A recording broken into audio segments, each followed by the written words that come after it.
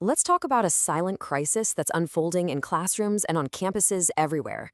Student mental health is, well, it's at a breaking point. So today, we're going to dive into the numbers behind this, figure out what's driving it, and explore what it might take to build a path toward healing. So, just how big is this problem?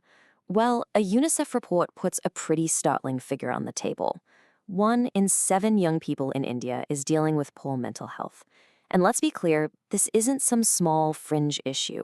It's a massive crisis that's touching millions of lives. And the consequences, they're just devastating. This number you see here, 13,044, that's not just a statistic. According to India's National Crime Records Bureau, that's how many students died by suicide in 2022 alone. To put that in perspective, that's more than 35 students every single day. But a number like that is really just a snapshot in time. To get the full picture, you have to look at the trends. And what they show is a problem that isn't just big, it's getting bigger. And get this, the problem isn't the same everywhere. It's actually highly concentrated. Just these 5 states you see here, Maharashtra, Tamil Nadu, Madhya Pradesh, Uttar Pradesh, and Jharkhand, they account for almost half of all student suicides in the entire country. But here's what's really alarming. It's how fast things are getting worse. Over the last 10 years, the rate of student suicides has been climbing by 4% every year. That is double the rate for the general population. This tells you that students are becoming a uniquely vulnerable and an increasingly at-risk group. So, these numbers really make you ask the question, right? What is going on here? What's driving this crisis? Well, in our hyper-connected world, a huge part of the answer seems to be social media. Now, when we say social media addiction, researchers are talking about a real behavioral addiction. This isn't just about spending a lot of time scrolling. We're talking about a compulsive, uncontrollable need to be online, to the point where it actually starts to damage other important parts of your life. And yeah, the science is starting to connect the dots. A study of over 1,000 college students in Tamil Nadu found a clear link. The more social media addiction went up, the more symptoms of depression went up too. And what's really interesting is that the same study found this doesn't affect everyone in the same way. Female students actually reported higher levels of both social media addiction and depression than their male peers. So the impact of these platforms is definitely not uniform.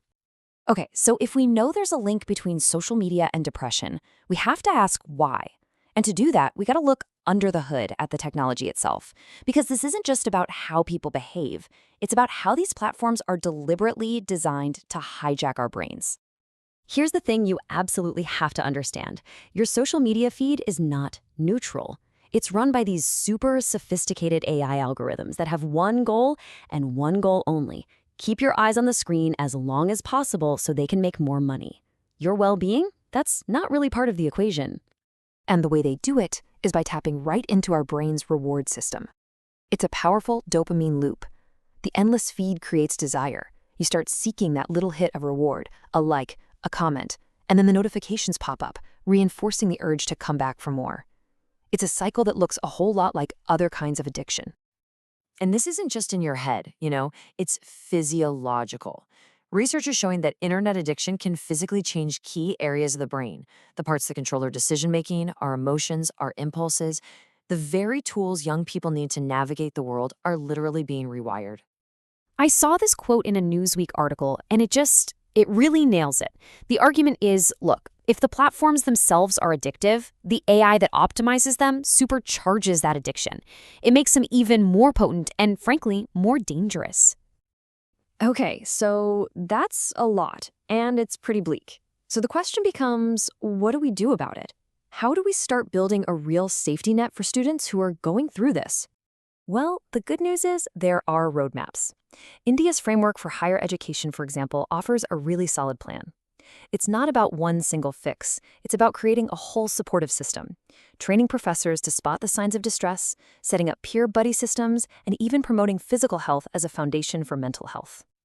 You can kind of think of it like an ecosystem, right? Success can't just come from the top down. It needs everyone to play a part. The faculty mentors, strong peer networks, and, this is a big one, close collaboration with the student's family. Each part makes the others stronger. And building on that idea of collaboration, some of the most powerful solutions don't even stop at the school gates. they extend right into the home. Now, this is really fascinating. Research from BYU found something pretty incredible. It turns out things like school and community programs are most important when the support system at home is weak. The big takeaway here is that a strong, positive relationship with your parents can be one of the most powerful shields a young person has. So the path forward really seems to be about empowerment and partnership. It means having open, honest conversations about mental health. It means teaching media literacy so students actually understand what they're looking at, and it means actively encouraging those real-world connections that you just can't get from a screen. And all of this leaves us with a fundamental choice to make. The tools we're building are literally shaping the minds of the next generation. Right now, a lot of them are optimized for profit and engagement, and well-being comes second. So the ultimate question isn't just about how we can fix this, but whether we have the collective will to build a future that truly prioritizes protecting young minds over just capturing their attention.